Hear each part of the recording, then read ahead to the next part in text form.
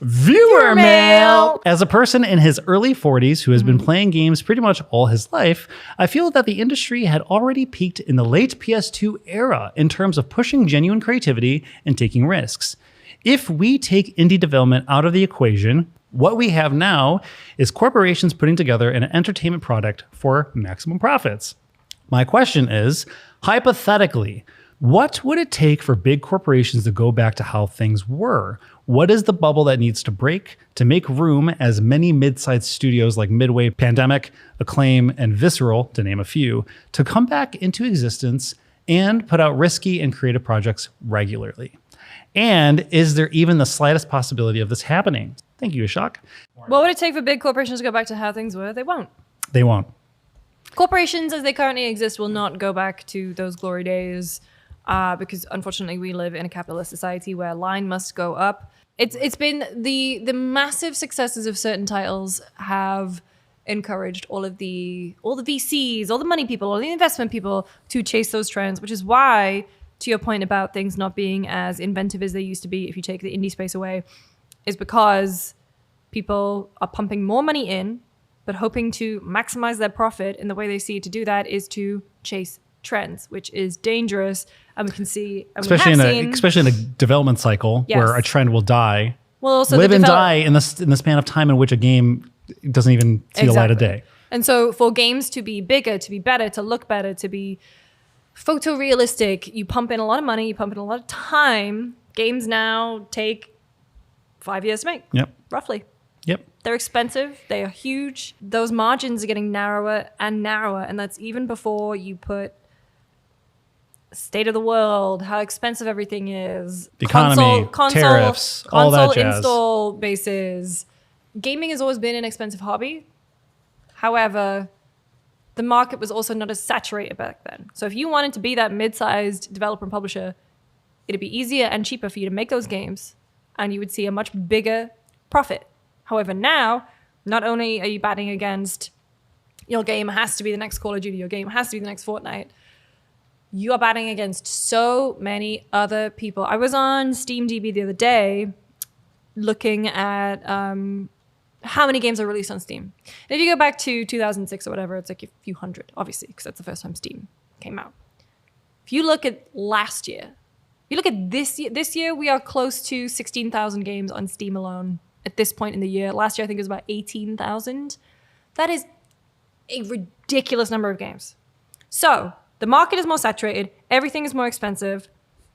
If you want to, I don't know, go back to the way things were. You won't. I mean, that's the thing, is that the world itself will not, but you as a consumer can vote with your wallet. Thank you. This is what I was going to start. So you can vote with your wallet, and you can look for those mid-size developers, publishers, smaller teams who have the unique ideas and support them. So that is why we do have, in the midst of a new Battlefield, a new Call of Duty, like Springfield coming to Fortnite, we do have games that have, on that smaller level, that have burst through and become huge successes. So your Balatros, your Blue Princes. Ball Pit. I mean, obviously, covered by Devolver, but at the same time, Devolver is not PlayStation. Yeah. So anyway, the world's not going to change, but you can change how you interact with the world. You can control your life. It is I think the hardest pill for a lot of consumers or people like you and me who were able to grow up in an age in which you would get a few games a year. Yeah. And you would also have a steady flow of games from the same developer or publisher. So you would have a GTA a year at one point. 3, Vice City, San Andreas, and then Rockstar kept going with The Bully, Bully, The Warriors, Manhunt. These are all consistent releases, and we don't have that anymore. The thing is, I think the thing that we as consumers need to acknowledge and swallow the pill is that we no longer we can't have these corporations curate for us. We have to take the responsibility to curate what we're consuming, why we're consuming it, and where you're voting with your wallet. So no, I don't think it's going to go back. However, I think things are cyclical, and I do think if we can't compare this, if maybe this hasn't happened in the games industry yet, because the games industry has been the biggest it has ever been, we could at least look at other industries where this has happened. One thing I like to think about is the music industry.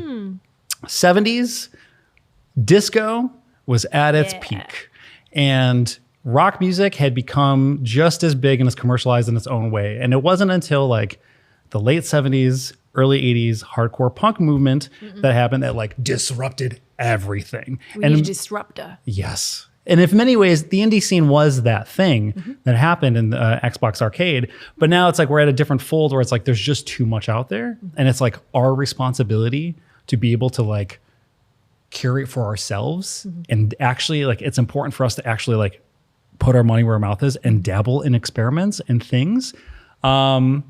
So anyways, there needs to be a disruptor, but there also needs a bubble that's going to pop. And unfortunately, like, I'm very empathetic to the developers who have been in this industry as long as the industry has existed. And this is apparently the worst it's kind And of this is the worst it's been. And it's like, you know, you have people who who started in this industry in the early 90s, and they started with a small crew of people, and they made something like Doom.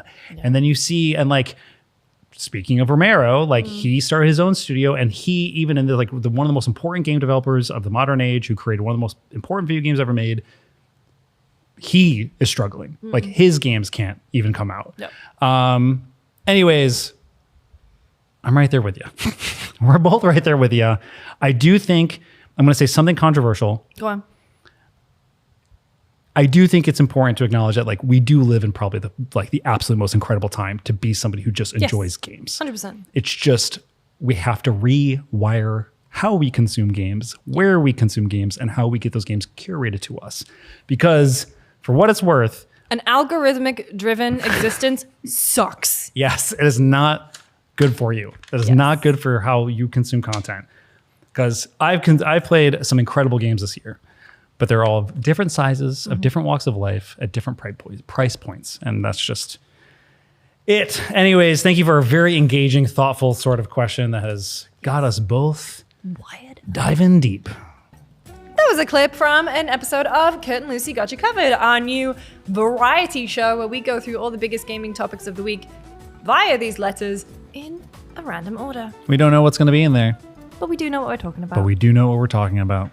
Yeah. So make sure to watch the full episode on youtube.com/GameSpot or listen to the podcast version on your podcast platform of choice. Email us your questions to gotchacovered@gamespot.com, and we'll see you Saturdays on GameSpot. Thank you. See ya.